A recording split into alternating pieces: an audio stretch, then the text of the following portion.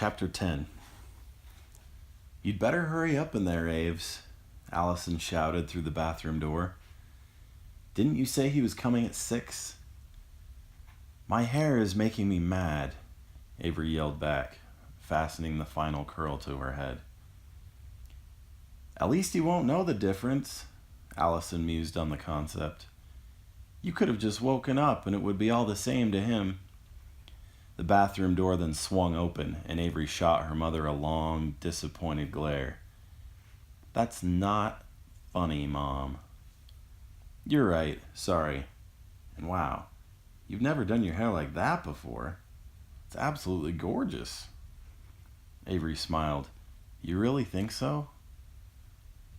All those tight curls pulled up like that? Hot stuff, Aves. I'm surprised you were able to do that all by yourself." "Marnie and I were practicing the other day.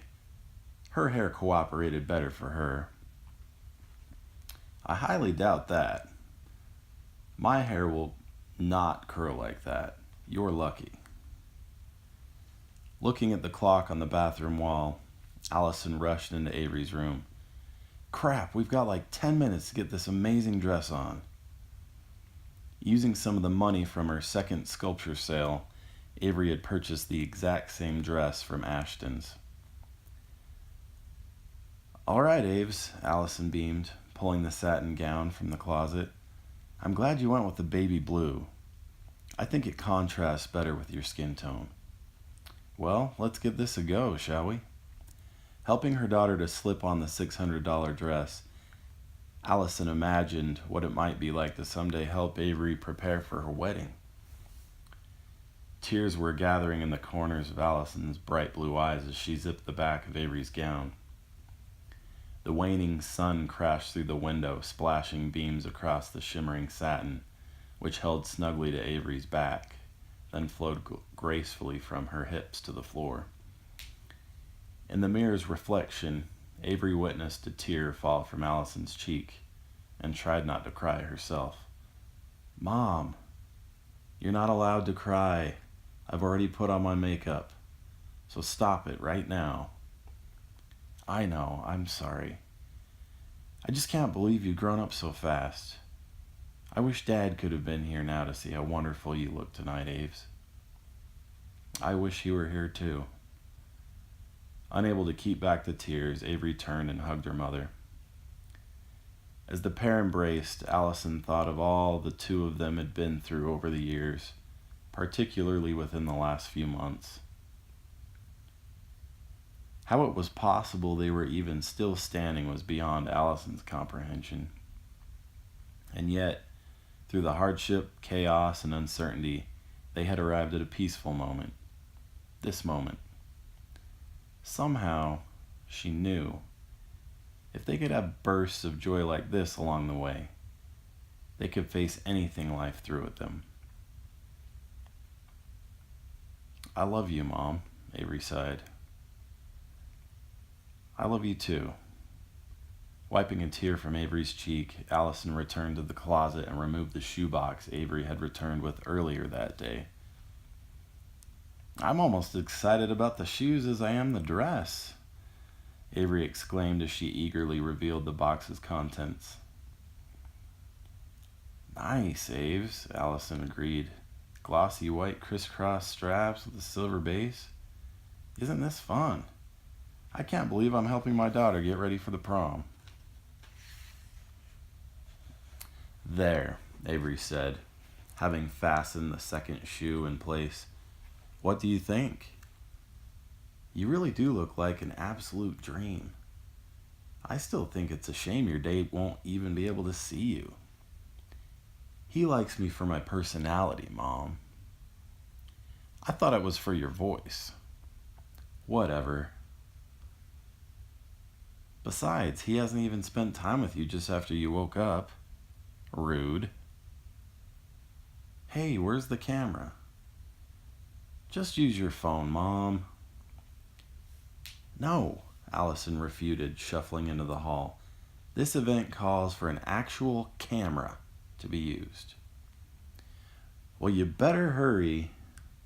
Attempting to keep the hem of her gown off the ground, Avery wobbled after her mother into the front room. Eric's supposed to be here any minute. While Allison was hunting for the camera, a long, shiny black object was coming into view on the street outside. Is that him? Avery hoped, watching intently out the window. Within the stretch escalade, Eric wiped more perspiration from his furrowed brow. "We've arrived, sir," announced the chauffeur over the vehicle's intercom. "I'll be over in a moment to help you." Opening the rear passenger door, the driver assisted his passenger onto a hydraulic lift, an amenity Eric had searched high and low for. Avery's heart fluttered as the doorbell rang. "Mom, forget about the camera. He's here." "Found it," Allison chimed as she scurried into the entryway. "Okay, let's see. Avery, you stand right here, and then I'll let him in." "Open it already. He's waiting." "Don't you look handsome?" Allison smiled, swinging the door wide. "I don't know about that." Eric blushed. "I'm sure it's more the tux than me." "Please come in," Allison insisted. "Thank you." Traversing the threshold, Eric turned slightly to his left and paused. "I guess Avery's probably still getting ready, huh?" "Nice try, mister," Avery smirked. "I've been ready for over an hour just waiting by this window." Eric's face went from a cherry red to an ashen white in an instant. "Didn't we agree on 6? "I am so sorry, Avery. I really thought—" "Avery," Allison interrupted. "Don't scare the poor kid. Don't worry, Eric. You're not late. Avery's just being a big tease." Thoroughly amused by his reaction, Avery was attempting to stifle her laughter. "I wish you could have seen the expression on your face." "Oh dear," Eric grinned. "I didn't know you were a prankster." "Get used to it," Allison chuckled. Pulling out a handkerchief from behind his lapel, Eric wiped his glistening forehead. "I'm sorry if I seem a little nervous. I've never actually been on a date before." "I'm your very first date?" Avery asked, stepping closer. "I suppose it's not the sort of thing you're supposed to admit," Eric said. "What, that I'm your date?" Avery grinned mischievously, while Allison shook her head in disbelief. "Oh no, that's not what I meant." The color began again to drain from Eric's face. "I'm way excited you said you could go with me. I was simply trying to say that—" The sound of Avery's laughter was exhilarating to Eric's ears, like the New Hope Symphony. "That was another joke, wasn't it?" "She's terrible," Allison commented, giving her daughter a light whack on the arm. "Sorry, Eric," Avery giggled. "I'll stop razzing you, for a couple of minutes anyway." "Oh, I'll find a way to get you back," Eric chuckled. "Wow, so what's that smell?" "My perfume, of course," Avery insisted. "I bought it just for tonight." "If I had to describe it, I would say it's Vincent Conrad's Fourth Concerto, but sprayed from a bottle." "I don't know what that is," Avery laughed, "but it sounds good to me." "Oh," Eric remembered, "before I forget, I brought something for the two of you." "Presents?" Allison smiled. "Actually, Miss Stewart, would you mind opening the front door again? I need to have the driver bring a couple of things in." "Certainly," Allison consented. Giving the stocky Asian driver a thumbs up, Eric took another quick dab at his forehead with his handkerchief. With a nod, the chauffeur opened the Escalade door and arrived bearing a fancy chocolate bar and a corsage. "Thanks, Spencer," Eric said. The candy is for Avery's mom.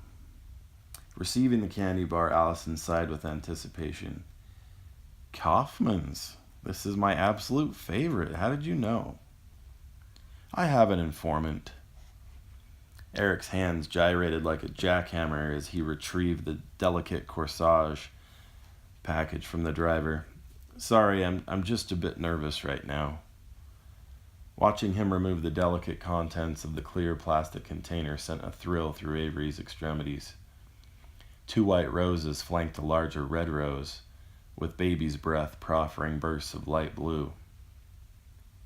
Extending her left wrist, Avery beamed with satisfaction as her date clumsily slid the elegant ensemble. It's so beautiful, Eric, Avery sighed. Thank you. Not nearly as beautiful as the person wearing it, Eric replied, sweat trickling down his face. All right, Allison said playfully. You two are getting just a little mushy. Let's not keep the driver waiting too long. It's fine by me, ma'am, the gentleman conceded, adjusting his sunglasses. These two have me booked through 1 o'clock. 1 o'clock. Allison placed her hands authoritatively on her hips. The party's over at 12, you two. You got that? Oh, don't worry, Miss Stewart, Eric insisted, panic flooding his face. I can have her home sooner than midnight if you need me to. Leave him alone, Mom, Avery chuckled. This is his first date. He didn't know any better. Okay, then, Allison put a hand on Eric's shoulder. I'm her mom. It's my job to give you a hard time. Before you two go, I need to get a picture. As Avery stood directly to his left, chills shot through Eric's spine as he felt her drape an arm across his back. He'd never smiled so big in his life. With the assistance of their driver's muscular arm, Avery was hoisted into their mode of transportation for the evening. It was like stepping into another dimension. Her nostrils were instantly met with the rich aroma of leather, a smell she hadn't often encountered. Once Eric's wheelchair had been anchored, the door closed with a thud, enclosing the two in a world of luxury. Wow, Avery exclaimed, taken aback by the ambiance. We get all this to ourselves? Yeah, it's just us. I tried to see if I could get one of my friends to bring a date, but he wasn't up for it. I like it like this. I'm glad it's just you and me. Me too. Breathing deeply, Eric was mesmerized by Avery's perfume. Avery? Yes? What's it like in here? I mean, what does it look like? Avery thought of the best way to explain it. What's really neat in here are the lights. I'm trying to figure out a good way to say this.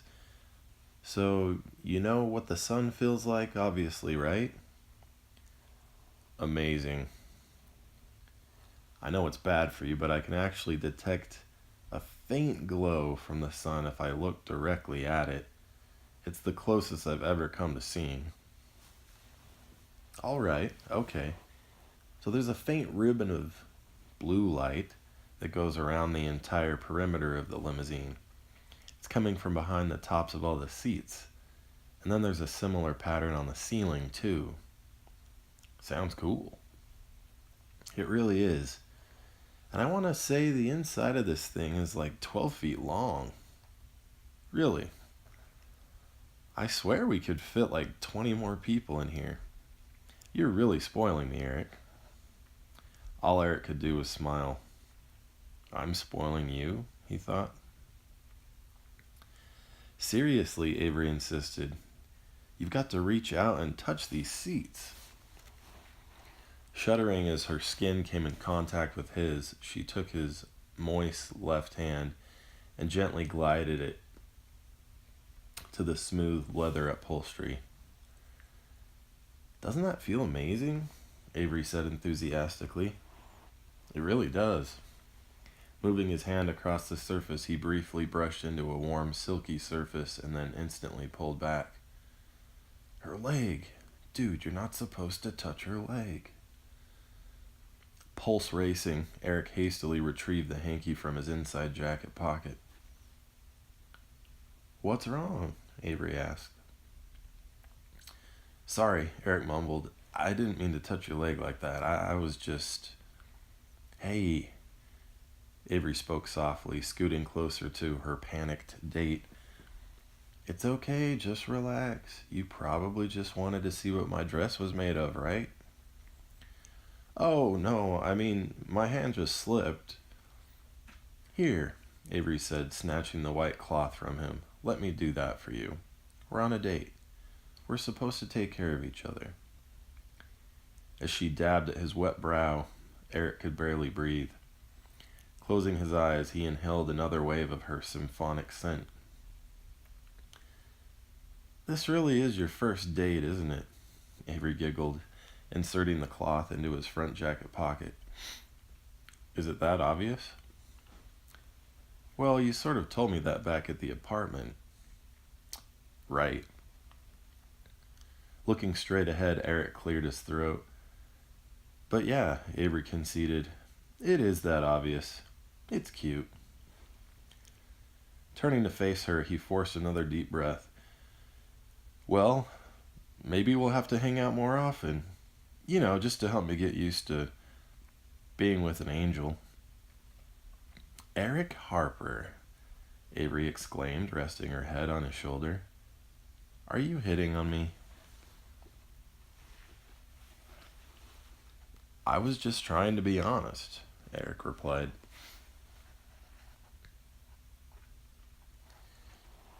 "I still can't believe you ate all that food," Avery commented, stepping from the Escalade onto the street. "Like I told you," Eric called over his shoulder, "I never know when I'm going to get to eat again." "There you are, sir," said their driver, unbuckling the straps that secured Eric's wheelchair to the hydraulic lift. "Thanks, Spencer," Eric said. "Are you still wearing your sunglasses?" "Always." "Even in the dark like this?" Avery questioned. "Streetlights hurt my eyes." "So I guess we'll just call you when we're about ready to leave then?" Eric inquired, attempting to straighten out his tux. "I'll be right over there, right in that cul-de-sac, but yeah, call me." The duo then began their descent down a dimly lit ornate stone path, flanked with drooping ribbons of red and white.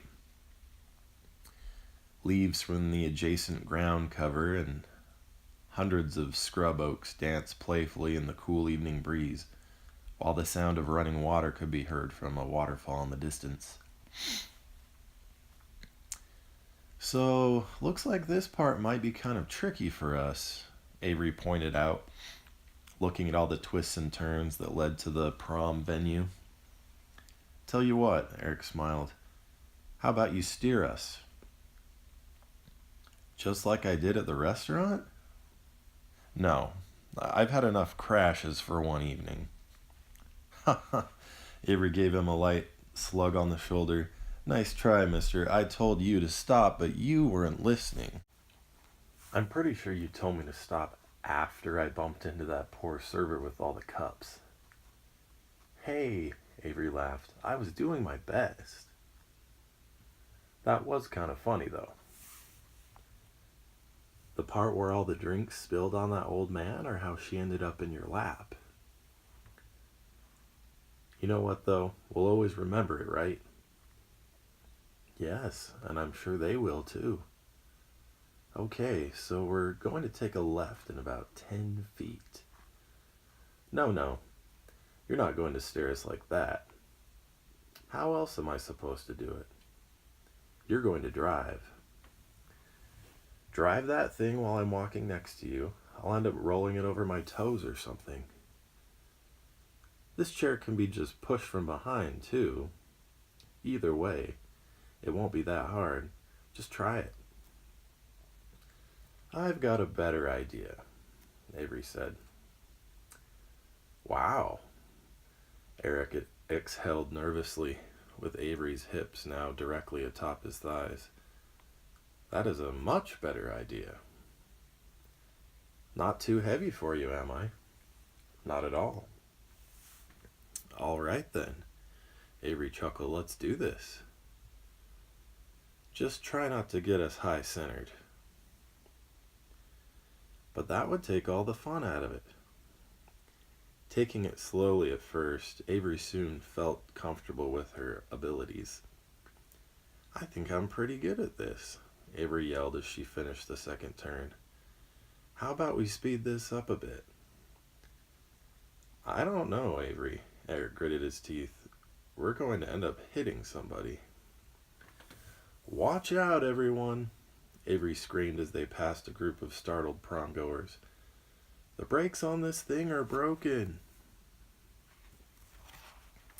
Holding on for dear life with white knuckles, Eric held his breath as they veered a hard left. You're crazy. I swear we're gonna die.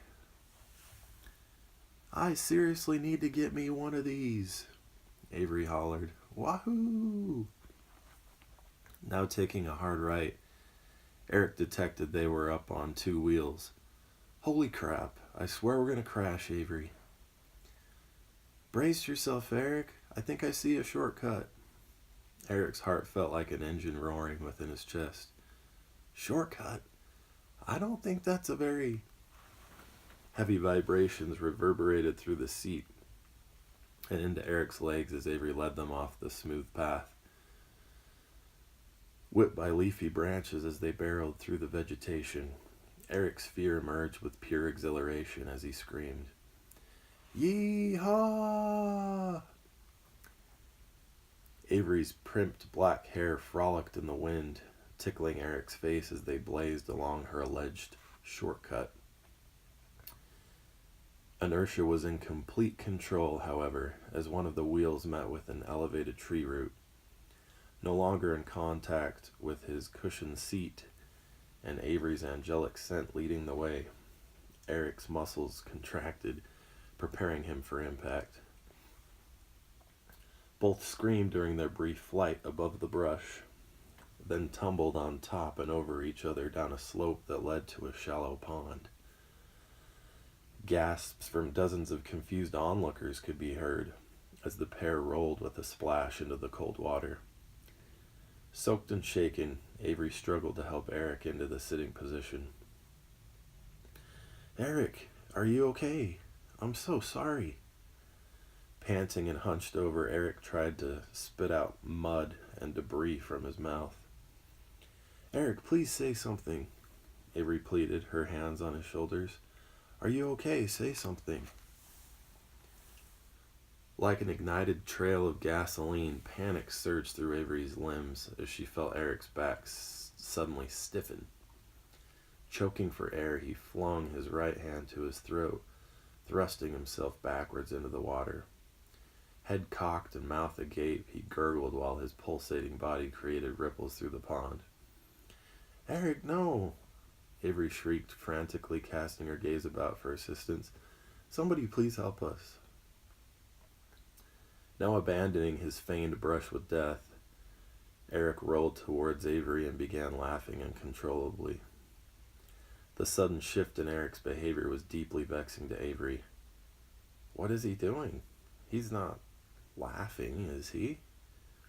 Completely peeled over, Eric's hands were at his abdomen while he carried on, his laughter chasing the panic from Avery's overloaded nervous system. With her burst of adrenaline gone, she felt like a deflated raft washed upon the shore. You think you're pretty hilarious, don't you? Avery chided, creating trails of ebony down her cheeks as she wiped water from her eyes. Struggling to speak through bursts of laughter, Eric echoed Avery's own words, spoken back at her apartment. I wish you could have seen the expression on your face. Hey, thanks for the help, guys. Eric sighed as he settled back into his seat. My wheelchair has to weigh a ton. For a couple of drama class geeks, Jeremy began, running a comb through his bronze hair. Yeah, it was pretty heavy. Maybe for you, Jeff scoffed, brushing dirt from his shirt and slipping on his jacket. He shook his head and chuckled. I have to say, you two, that was the funniest thing I've ever seen, bar none. Every moment spent with Eric is an adventure, Avery said, slugging her date lightly on the shoulder. Whoa, watch it, Eric playfully winced. Haven't you beaten me up enough for one night? Not even close, Avery grinned, bending the dark streaks of mascara that accented her face. Well, Jeremy said, we're going to head back to our dates. You two try and stay out of trouble. Sounds great, Eric said. See you guys on Monday. Guiding Eric to one of the salmon-colored granite benches that surrounded the outdoor atrium, Avery took a seat and breathed deeply. I am so sorry about crashing the wheelchair. Eric leaned his head her way. Don't be. If it's broken or anything, I promise I'll pay to have it fixed. Trust me, this thing is built to last, Eric reassured her. Besides, that's what insurance is for. You're probably not going to let me drive it anymore, are you? It's obviously dangerous, he beamed, pausing for a moment, but well worth the risk. Tell you what, why don't you drive us to that picture station over there? Sliding some soggy blue and black hair behind her ear, Avery looked curiously in the direction he was pointing. How did you know there was one over there? I can hear it. Over all this music? That's amazing. You can just tell by the way people are talking with each other. It's a little bit different than people who are out dancing. That's a great idea. But before we do, can we dance to this song first? It's one of my favorites. Well, I would love to, but how are we... Before Eric could finish his sentence, Avery was back in his lap, sideways this time, with her left hand on the back of his neck and her right across his chest. Melting like butter in the hot sun, Eric rested his face atop her wet hair, which smelled like heaven, and closed his eyes. Raising her head for a moment, Avery spoke softly into his ear. Dance with me. Take us out in the middle of all those people and dance with me, Eric.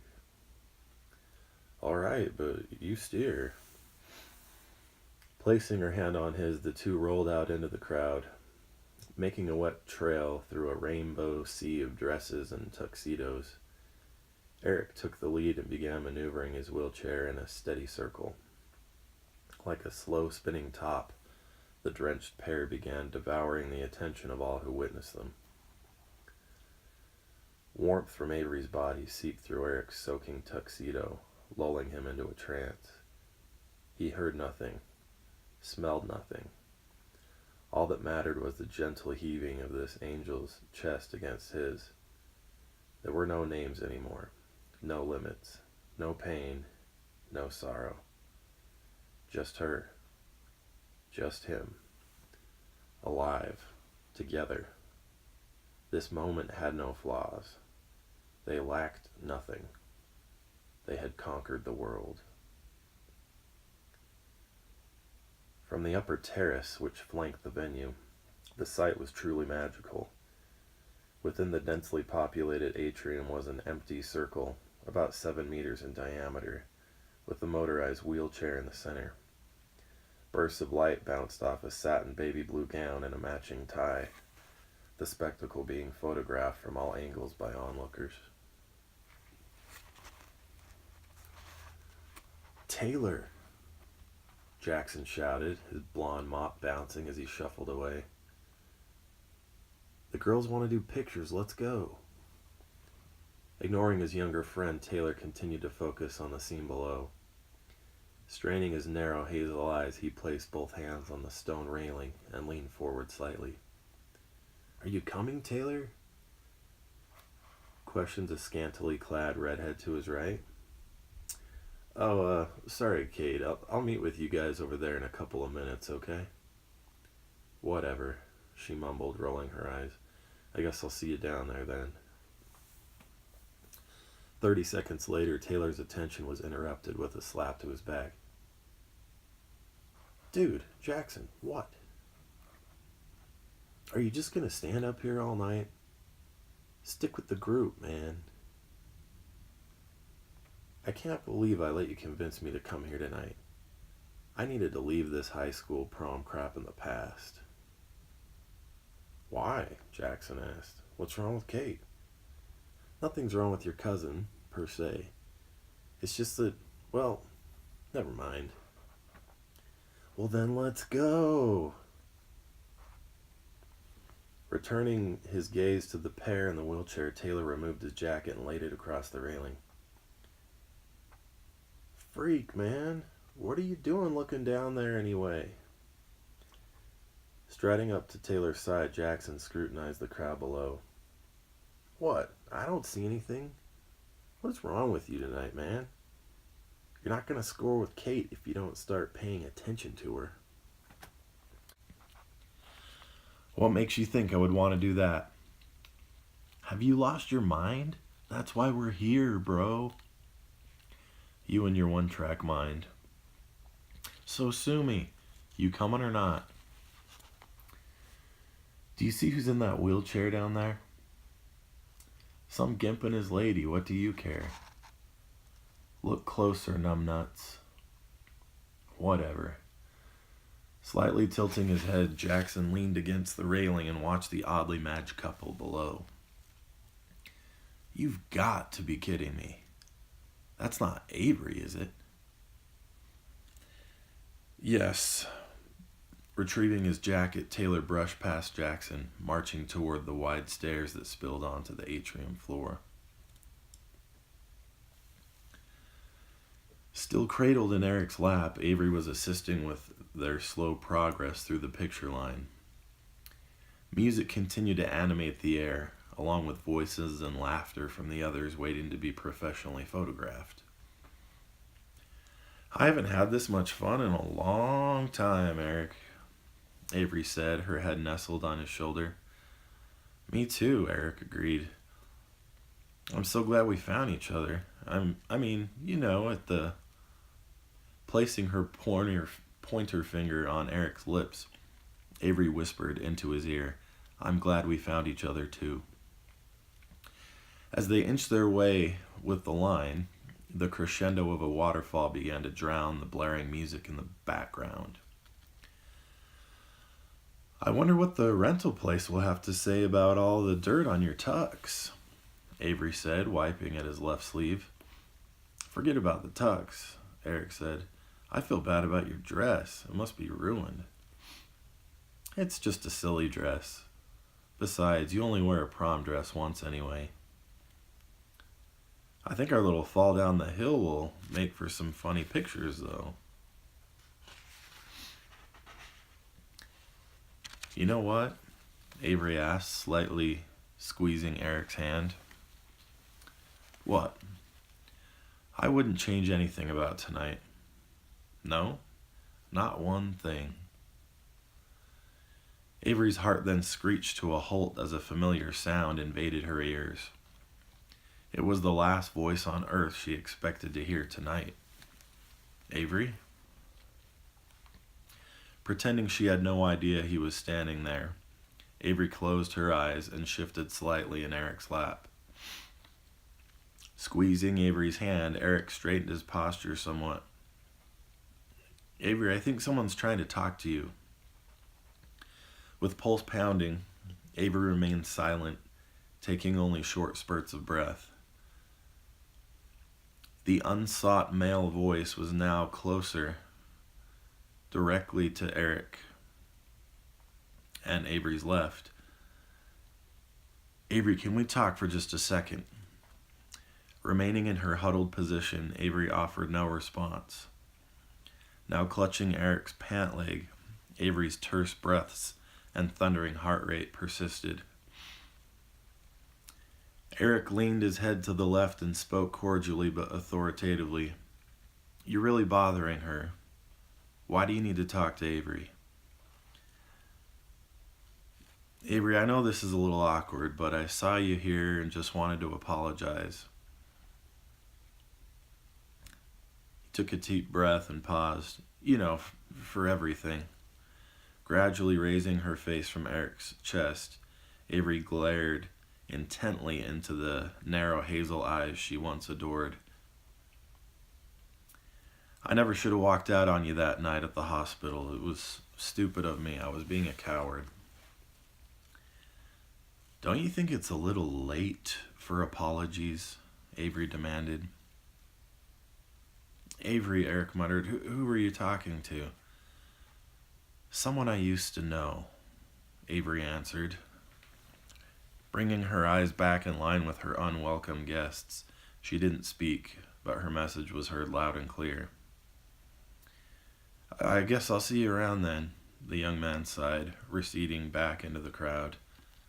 "Yikes," Eric managed. "What was that all about?" "Please don't make me talk about this right now," Avery lamented. "I promise I'll tell you later." With head hung low, Taylor rejoined his party. Noticing his friend's sunken demeanor, Jackson ducked out of the line and slithered a few meters back to the motorized wheelchair. "So this must be the baby's daddy. Is that right?" Avery cringed at the stinging appearance of yet another one of her tormentors. "Can't you see I'm on a date, you lowlife? Just leave us alone." "I can see you're on a date," Jackson chided, throwing her a sinister grin. "You're always on a date, though, aren't you? That's how you got knocked up." Lightly nudging Eric on his right shoulder, Jackson produced a demeaning chuckle. "Dude, regardless of the load of crap she's fed you, it's probably not your kid. So don't worry about that. She gets around so much, she'd never be able to find the sucker who got her pregnant." "Eric, don't listen to him," Avery insisted, her voice quivering. "He doesn't know what he's talking about." "Oh, I do. She's got a locker full of condoms, man," Jackson went on. "Loads of them. She's probably got 10 rubbers in her purse right now. But that's good news for you, though. Oh yeah, Casanova, you will get a piece of pie tonight. Sad part for you is, it'll be leftovers." Having noticed Jackson's absence, Taylor spotted him doing what Jackson did best. Shoving past a few human obstacles, he arrived to hear the final portion of Jackson's deriding remarks. "Dude," Taylor bellowed, shoving Jackson in the back. "What do you think you're doing?" "Chill out, man," Jackson rebutted, wheeling back around. "I'm just trying to do this crippled guy a solid. Let him know what kind of a skank he's got sitting in his lap." "What did you call her?" Taylor barked. "Dude, you of all people know how much of a freaking hooch that girl is." Within a split second, Jackson's head flew back, flipping blood and saliva as he endured the splintering impact of Taylor's unforgiving left hook. Exclamations of astonishment were made as Jackson went sprawling backwards, plowing into a group of bystanders. Staggering like a flimsy piece of sheet metal, Jackson recovered his balance and charged his assailant like a psychotic bull. Stepping to the side, Taylor used his water polo-toned upper body strength to send Jackson crashing into the adjacent brush. Planting a shiny black shoe firmly into Jackson's gut, Taylor then crouched down and grasped his prey by his blonde mop. "You can tell that hooch cousin of yours she can ride home with you tonight." Delivering one final blow to the left rear of Jackson's skull, Taylor trekked through the undergrowth toward the stone-paved path which led to the exit. Dazed and head-throbbing, Jackson elevated his bloodied face from the leafy ground cover. Snarling and growling like a wounded badger, he watched his attacker retreat. "You're finished, Taylor. You hear me? You're done." "Aves?" Allison called, glancing back at the clock. 9:30. "Aves, what are you doing home so early?" Placing her mystery novel face down on the nightstand, Allison plodded toward her bedroom door and peered down the dim hallway at the dark female silhouette in the entryway. "Avery?" Flipping on the light switch, Allison halted in her tracks, gasping and cupping both hands over her mouth. A ragged remnant of what she had looked like 4 hours earlier, Avery stood emotionless, her face marred by dull streaks of inky eyeliner and mascara. Her once perfect black curls now resembled a mangled bird's nest that merged into her soiled, damp dress. "Avery, what happened to you?" Clenching her eyes shut, the muscles in Avery's face contracted and twisted as she collapsed to her knees. Her low whimper then rapidly escalated into an agonized and elongated shriek as she clutched fistfuls of hair on either side of her head. Rushing to Avery's side, Allison stooped and embraced her wailing daughter. "Oh, Avery, Eric couldn't have done this to you, could he?" "I want to be dead, Mom." Avery managed to get intermittent words out between heavy sobs into her mother's neck. "I can't do this anymore." "Honey, don't talk like that," Allison insisted, stroking Avery's tangled hair. "It's too hard. Please don't make me go back there, Mom. I can't ever go back." "Honey, look at me," Allison said calmly, her eyes now on Avery's slender shoulders. "Where? Can't go back where?" "To school. It's torture. It's about to get even worse, too. I can feel it. Something happened tonight at the prom." "Avery," Allison implored, wiping more tears from her daughter's face, "tell me who's giving you all the trouble. I need to know." "It's not that easy, Mom." Avery bowed her head, plopping into a sitting position. "Freak, those shoes are killing me." Hastily unfastening the tiny buckles, she then threw them over her head. "It's complicated." "Give me a name, Avery." Allison's blue eyes were ablaze with indignation. "Now."